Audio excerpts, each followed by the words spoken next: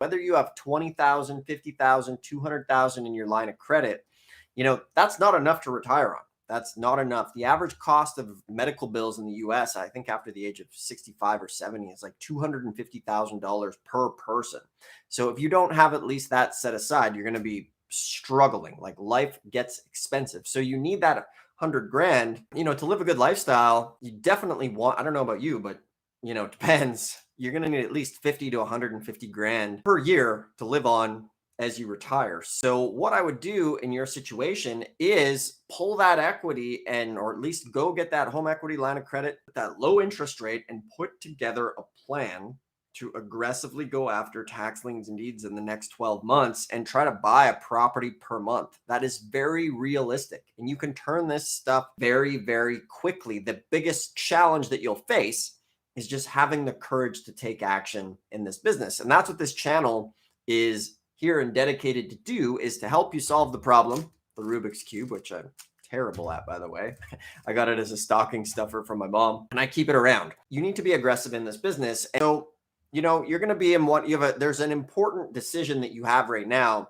If you have equity that you're sitting on, you can basically hold on to everything as tight as possible and hope things are going to get better, but they're not. Things are going to keep getting more expensive.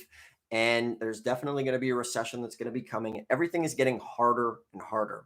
And it's going to take a little bit of getting out of your comfort zone to take some action and get aggressive and pick a lane of real estate. Obviously, tax liens and deeds is a great lane to get into. Now, let's say you're watching this and maybe you don't have a lot of money set aside for tax liens and deeds. Okay. Maybe you are completely flat broke at this point. So that's a tough position to be in. And what I would recommend, obviously, it takes the more money you can propel into this, the better you can do.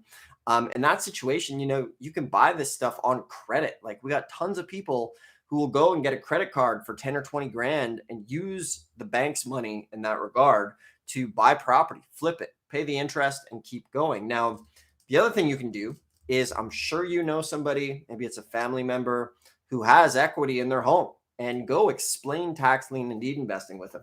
Take the book over to them, show them what's going on, learn it together, partner with them.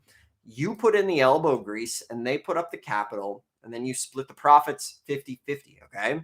The easiest way to do that is to start an LLC together. You guys are both 50-50 equity partners in that LLC. They fund it. That way nobody's getting screwed. Nobody can take off with the money. It is fairly simple.